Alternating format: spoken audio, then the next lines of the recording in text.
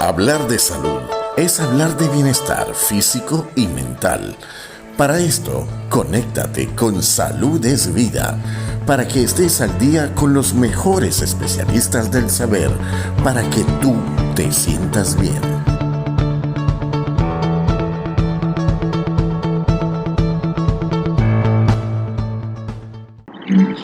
Ok, estamos en presencia con la doctora Evelyn Tonón, quien es neuróloga, egresada de la Universidad de los Andes en Venezuela, también epidemióloga de la Universidad Central de Venezuela, miembro del Colegio de Médicos de Guipúzcoa, en España, también miembro del Colegio de Médicos de Mérida, en Venezuela, médico activo de la Sociedad Venezolana de Neurología, también miembro del capítulo merideño de la Sociedad Venezolana de Neurología, miembro activo de la Liga Venezolana contra la Epilepsia, miembro del Movement Disorder Society, con más de 3 trabajos publicados. Actualmente trabaja en Irún, España, en el psicotécnico de Virazualdea. ¿Okay? Ahora, doctora, y el currículo es muy amplio, de verdad que para mí es un placer, para el canal es un placer tenerla aquí realizando este enlace, porque mientras más la experiencia dice más que las palabras, y eso genera más, por supuesto, veracidad y certificación de todo lo que se dice aquí. Hoy vamos a hablar de la migraña. Es una enfermedad que muchas personas lo dicen que lo sufren, ¿no? O sea, es una enfermedad muy común, pero según la OMS es la octava enfermedad de discapacidad a nivel mundial. Quiere decir que es una enfermedad importante, y por eso que se amerita informar sobre todo del abordaje de este tipo de episodio o enfermedad per se a nivel neurológico. Yo quisiera comenzar, doctora, ¿qué es lo que sucede? ¿Qué es lo que sucede a nivel neurológico? El por qué puede suscitarse esta situación o esta enfermedad en las personas. Ok, efectivamente la migraña es una enfermedad importante en cuanto a su discapacidad y a la falta de conocimiento de ella. La migraña forma parte de una cefalea.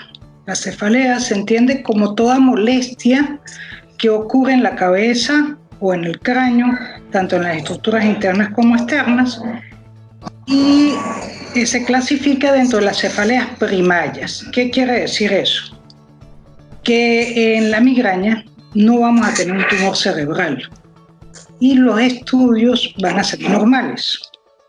Entonces muchas veces eso es lo que no entienden las personas, que piensan que con una resonancia se le va a hacer el diagnóstico de migraña. Eso es totalmente falso. La migraña depende de la anamnesis, de la clínica, de lo que el paciente refiere. ¿Cómo se dan las migrañas? Las migrañas generalmente tienen una característica hereditaria. El 70% ya en su familia hay alguien que sufre de la enfermedad. Que la causa por la cual se va a producir la migraña en las personas que no tienen antecedentes hereditarios son desconocidas. Generalmente empiezan en el niño, en la pubertad. La diferencia del niño con respecto al adulto es que vamos a tener nódulos en los niños. Generalmente no se van a quejar tanto de dolor de cabeza, van a tener síntomas abdominales, vómitos, dolor abdominal, que pueden posteriormente producir dolores de cabeza que no son tan importantes. Ya en la edad adulta es cuando ya se van a empezar a presentar, en el adulto joven sobre todo, esos famosos dolores de cabeza. El dolor de cabeza de la migraña es muy especial porque generalmente se va a acompañar de un dolor que se da por el medio lado, una hemicraniana, como llamamos, y es pulsátil. Puede predecirse o hay una fase en algunas personas donde se va a ver cambios de comportamiento, o va a haber un estado de ánimo cambiado, una depresión o una ansiedad. También se puede haber acumulación de líquidos y días después va a venir el episodio de migraña. Hay como una antesala, ya la gente conoce. Sale, sí, que a veces no lo identifica. El neurólogo debe identificarlo para que la persona aprenda a identificar esos síntomas de antesala. ¿Por qué? Porque hay factores que también puede ser que la misma persona puede variar. Ella tiene que aprender a conocerse. Exacto. La persona que sufre migraña es única. No se puede hablar de una receta de cocina. Todos los migrañosos son iguales, no. Aún con la misma clasificación, es decir, que si es migraña con aura o migraña sin aura, que son síntomas que preceden 20 minutos antes del dolor de cabeza. Okay. Sin embargo, si esa persona se aprende a conocer y reconoce los síntomas premonitorios, puede cambiar su estilo de vida. Porque el estrés, la ansiedad, cambios en los aspectos de comer, o sea, hoy comió más tarde, algunos alimentos como el plátano, el chocolate, el café, pueden generar el dolor de cabeza.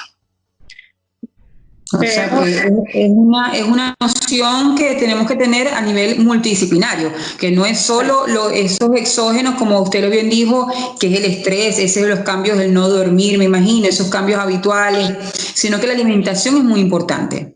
Sí, exactamente. O sea, ¿qué es lo que pasa con la persona que sufre de migraña? Que tiene que aprender a vivir con su enfermedad, porque no se cura, pero sí se controla. Son dos cosas diferentes.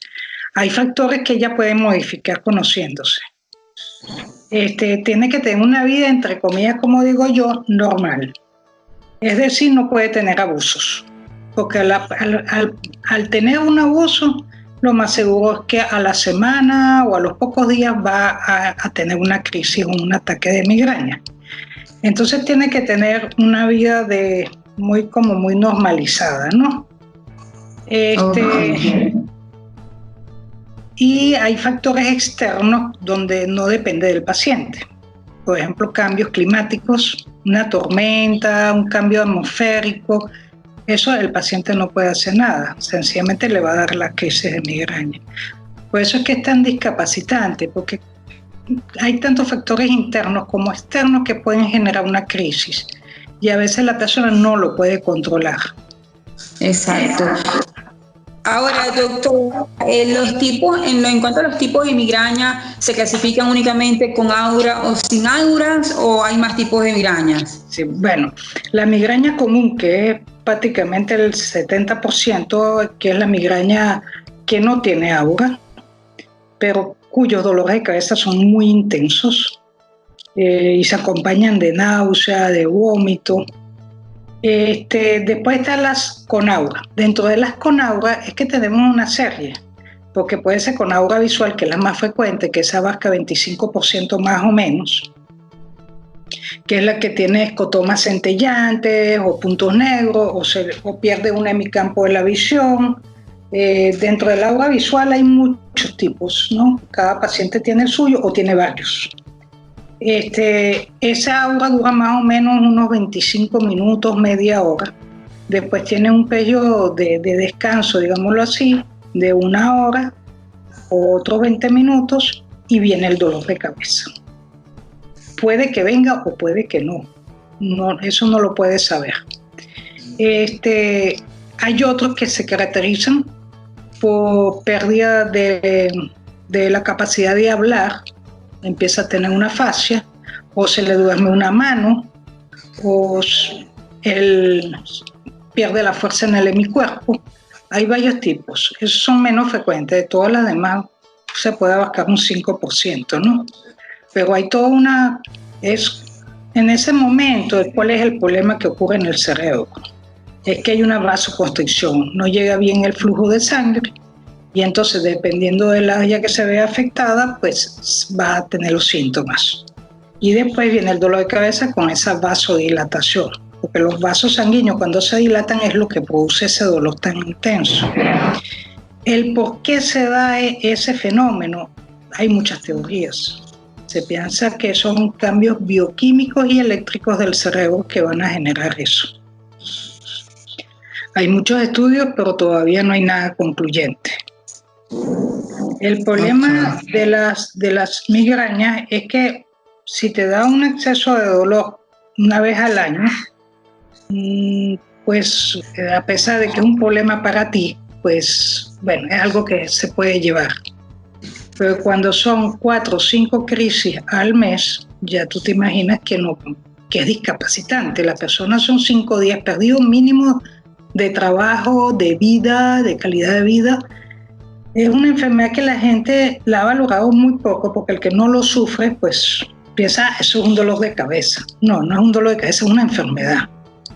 Y es una enfermedad que fastidia a la familia. ¿Por qué? Vamos a hacer un viaje el próximo sábado, vamos a ir todos a la playa. Y resulta que ese día tú te levantaste, empezaste con el dolor de cabeza. Y no vas a poder ir para la playa. ¿Y qué va a pensar toda tu familia? Ya me echó la noche otra vez con ese dolor de cabeza. Qué buena cosa, ¿no? Antiguamente, los médicos pecaban por decirle a la mujer: ten un hijo, sale embarazada y se te quita la migraña. Y resulta que efectivamente durante el embarazo, no todas, pero sí una gran parte, disminuye el dolor de cabeza. Pero después que pasa el embarazo y empieza a tener los hijos y empieza el estrés del niño que no puede dormir, pues incrementa el dolor de cabeza. Entonces, también hay un componente hormonal.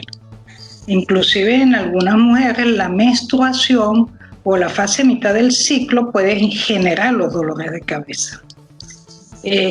Así como la menopausia para algunas es una bendición, porque ya no tiene dolor de cabeza. En cuanto Pero eso va a depender de cada paciente, doctora. No se ha dado como un protocolo o criterios ya fijos, porque sencillamente va a depender. Sí, yo por lo menos tuve una señora que tenía 70 años y las migrañas no mejoraban. Más bien todo lo contrario, empeoraron. Lo que era muy raro, pero fue así, pues. Porque ella todavía trabajaba y todo eso, tuvo que dejar de trabajar, cambiar sus hábitos de vida, entender qué tenía que cambiar. Porque esa es otra, es por lo que yo te digo, ¿no? Si tú quieres controlar tu migraña, también tienes que controlar tu manera de vivir, tu manera de ser. Generalmente, muchas veces a las personas que sufren de migraña las tratan de obsesivas, pero tiene una razón de ser. Si tú tienes todo ordenado, es más difícil que te venga un dolor de cabeza. Y generalmente el paciente que sufre de migraña tiene miedo al dolor de cabeza, porque es fuerte, es desagradable. Claro. Doctora, nosotros, el canal, a través de colegas, especialistas, yo he resaltado de que hoy en día yo he visto la diferencia en cuanto a ustedes los especialistas. ¿En qué sentido? Antes cada especialista era como un poquito receloso, ¿no? Es decir, yo soy neuróloga, el cardiólogo hace su trabajo, el psiquiatra hace su trabajo. Eran como un poquito, yo hablo en general, doctora, yo no quiero decírselo. Sí, claro.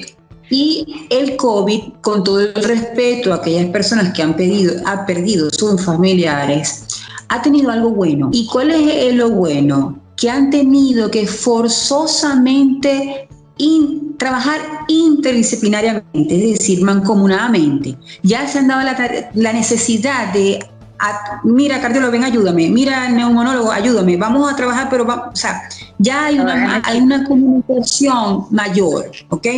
¿Por qué lo digo, doctora? Porque a veces los neurólogos, quizás el paciente me duele la cabeza y va al neurólogo. De pronto no se me quita el dolor de cabeza y el neurólogo, bueno, le pone un tratamiento o le dice, pero resulta ser que hay un fondo, como usted lo dijo ahorita, hay un fondo, hay un trasfondo. ¿Cuál es el origen de ese dolor de cabeza? Puede ser que tengan dramas familiares, problemas familiares fuertes, que si no se ataca eso, son paliativos lo que yo estoy haciendo. Le digo, Es hora ya que, por ejemplo, trabajar mancomunadamente con la psicología, por ejemplo. ¿Por qué? Porque toda emoción sí ataca alguna parte física, está demostrado inclusive. Quizás van al neurólogo, pero ustedes como neurólogo podrían entonces hacer un llamado que, mira, trabajarlo a nivel contextual, porque quizás, como usted dice, vamos a darle un tratamiento, pero sencillamente es paliativo. Quizás si no se le da la parte emocional, ¿qué es lo que pasa? ¿Cuál es el factor? ¿Cuál es ese exógeno que te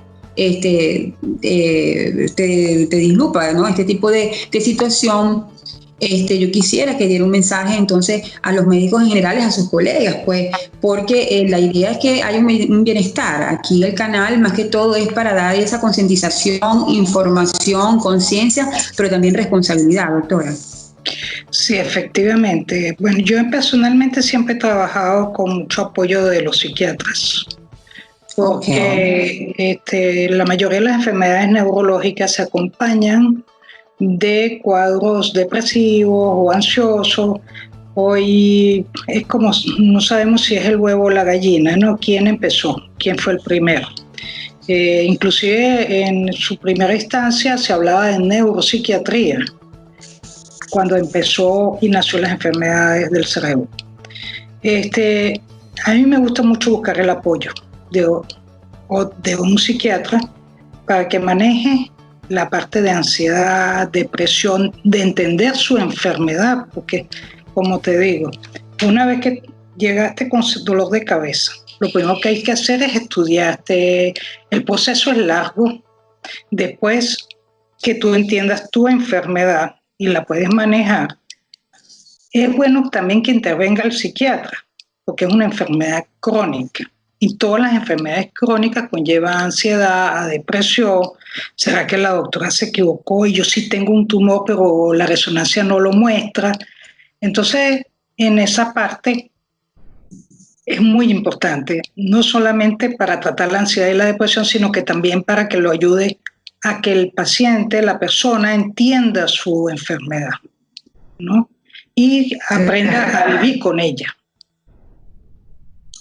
Cuando el paciente, doctora, porque también existe la parte de ese, y más cuando le dicen psiquiatra, existen esos tabúes, esas situaciones, sí. Esos prejuicios de que cuando uno va al psiquiatra es porque sencillamente no está en sí, vamos a decirlo así. Pero entonces no va ni al psiquiatra ni al neurólogo, va al oftalmólogo, porque también entonces no, eso es la vista, eso seguro que es la vista. ¿Qué mensaje le da? ¿Cuándo uno tiene que ir entonces al oftalmólogo o es que ya primero al neurólogo? ¿Cuál sería el protocolo ideal o el más asertivo? Bien, ante un dolor de cabeza nuevo, agudo, reciente, siempre al neurólogo. Okay. ¿Por qué? Porque eso es una alarma.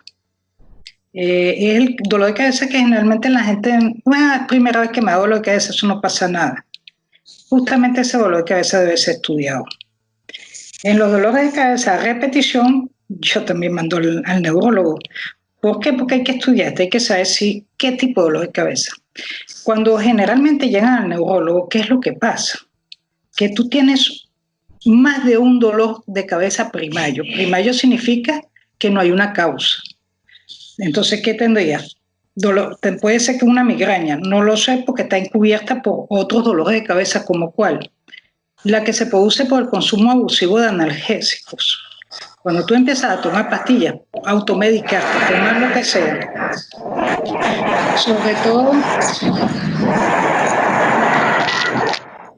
sobre todo los medicamentos combinados y que dicen para la migraña, que se llaman Migraval o Migradurixina o lo que sea, o sea, empieza con migraña y después termina.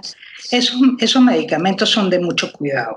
Nosotros no los indicamos, no están indicados en la migraña, y entonces lo que le llegan a uno es con la cefalea de rebote o producida por los mismos analgésicos, que es otro problema. O si no, tiene también, como ven que toman analgésicos y no se les quita el dolor de cabeza, genera ansiedad. Oye, ¿qué será lo que yo tengo? Entonces empiezan una cefalea tensional también.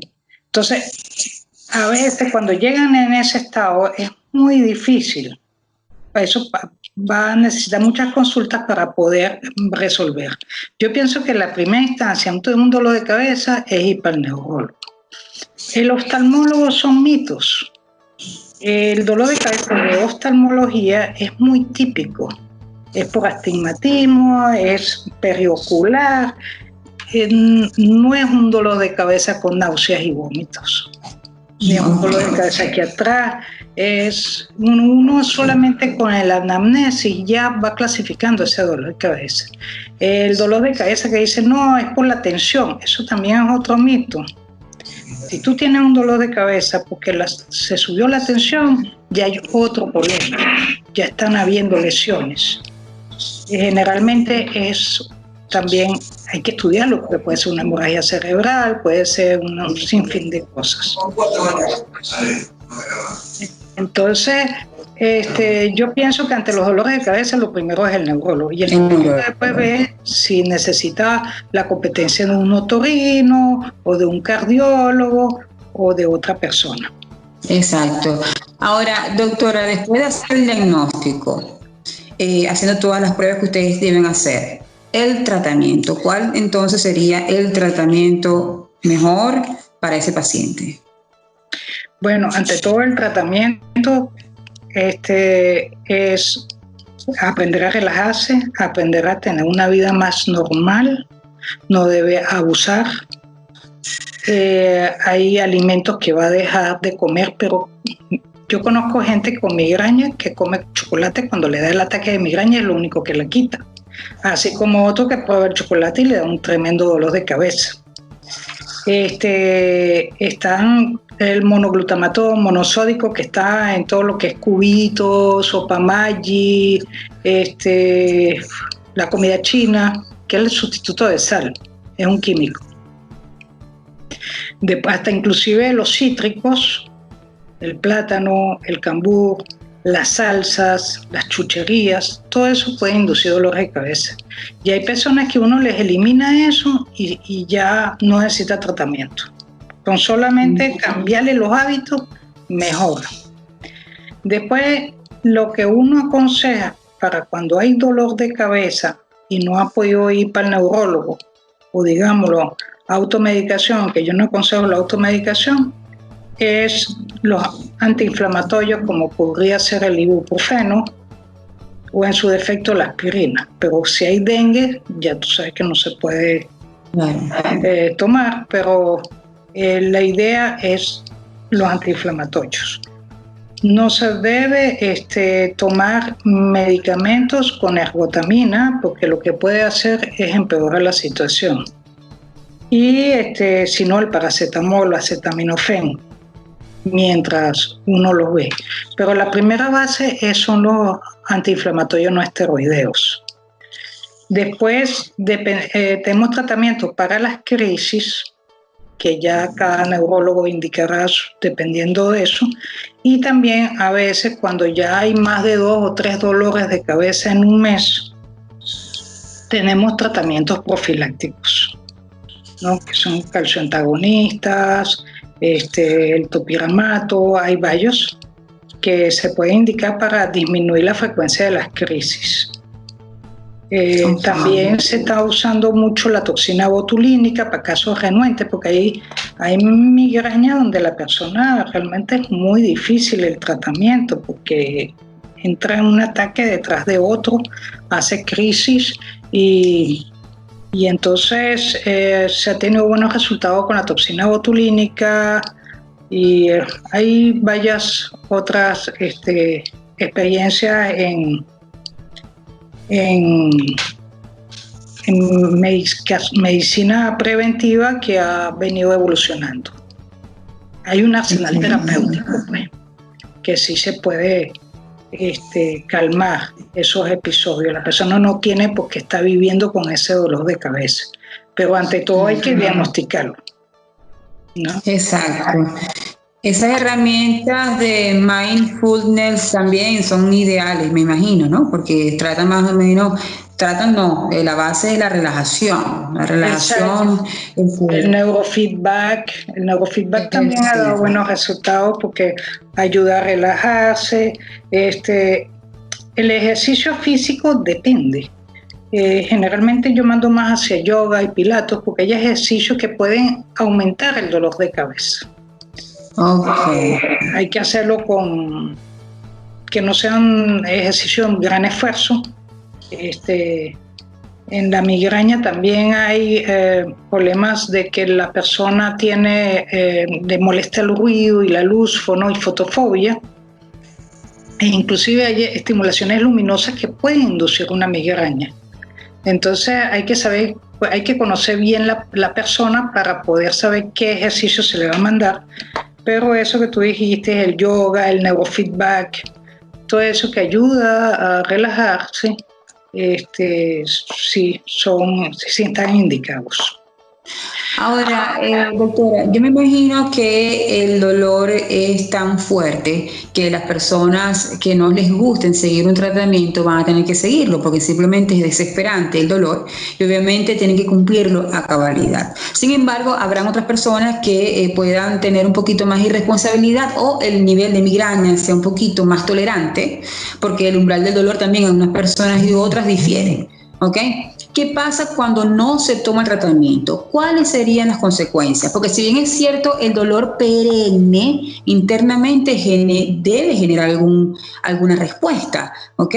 ¿Cuáles serían, para tomar conciencia, sobre todo, qué pasa si no se lleva a cabo el tratamiento? ¿Cuáles serían las consecuencias? Pues como te dije al principio, como generalmente le llegan a uno ya el paciente, que son unas cefaleas de diferentes magnitudes, o sea, hay la cefalea migrañosa, conjuntamente viene con la cefalea de rebote por intoxicación medicamentosa y la cefalea tensional.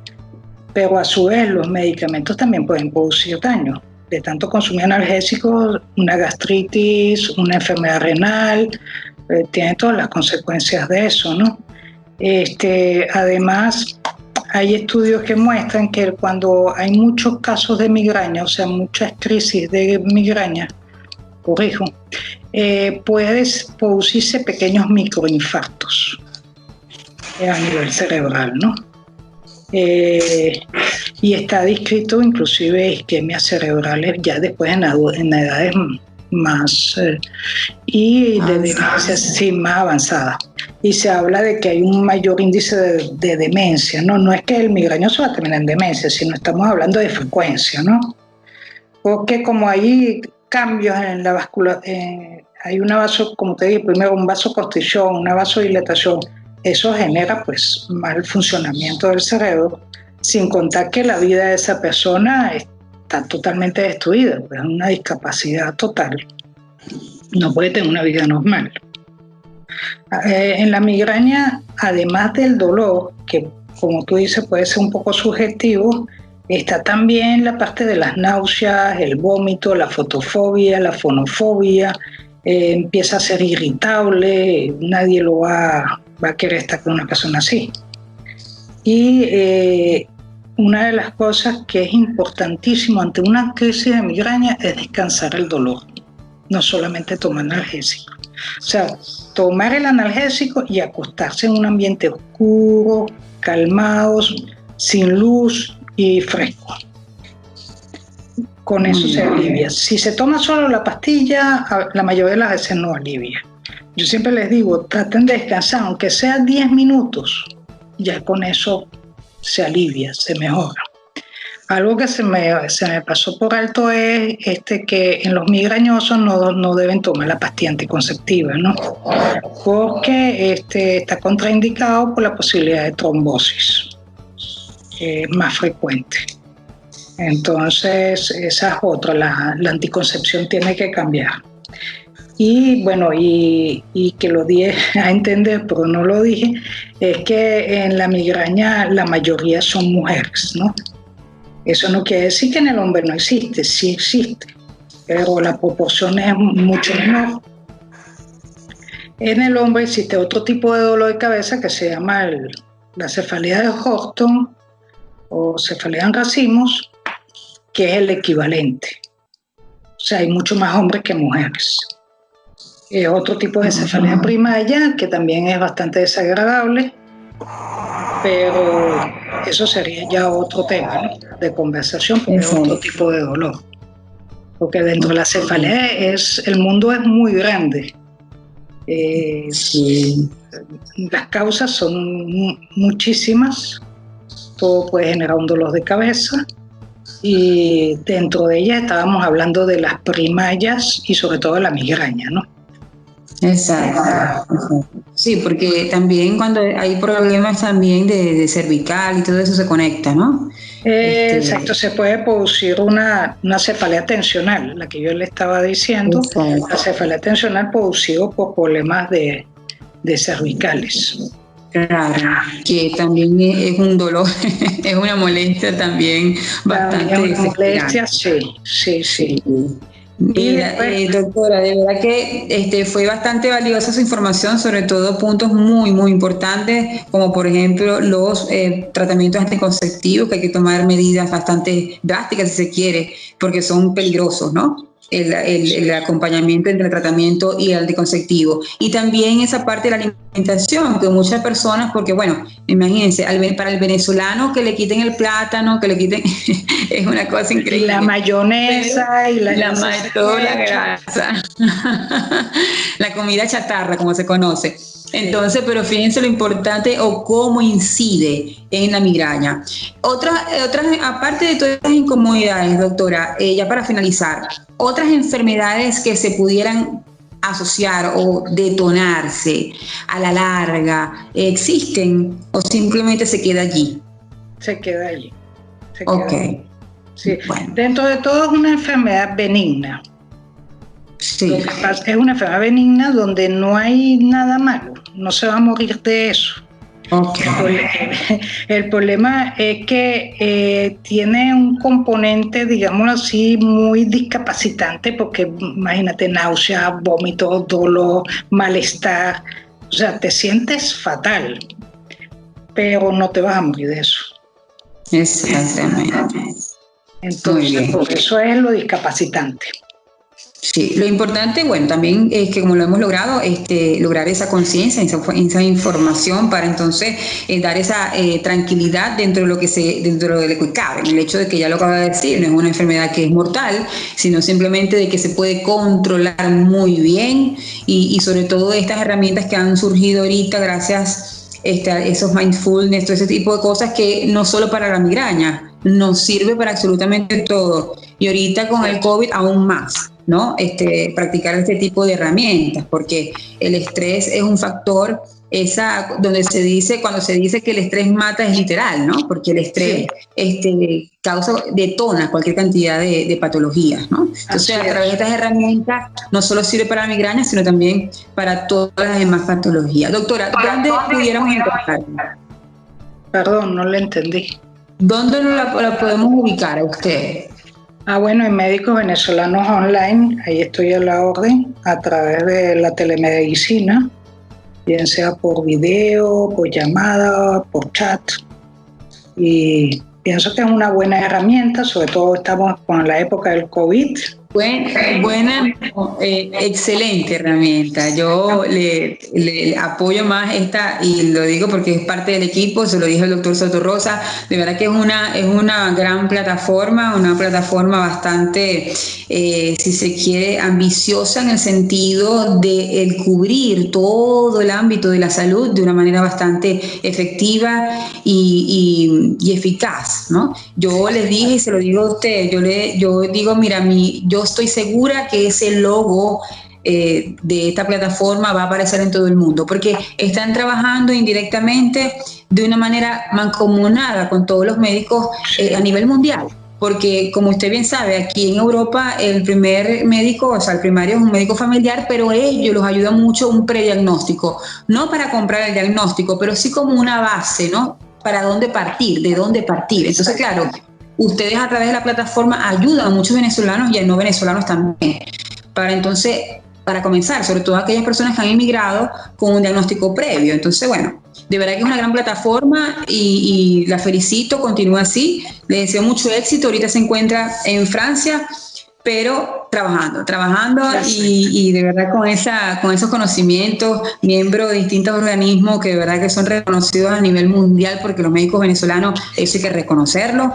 Y bueno, le agradezco muchísimo por este enlace. Seguramente vamos a tener otro enlace, porque así como usted lo dijo, en el mundo neurológico son muchas las aristas que hay que abarcar y abordar, y mientras haya conocimiento hay salud preventiva, y si hay salud preventiva hay bienestar, que es el objetivo de este canal. Doctora, muchísimas gracias, le deseo lo mejor también, y próximamente estaremos enlazadas nuevamente.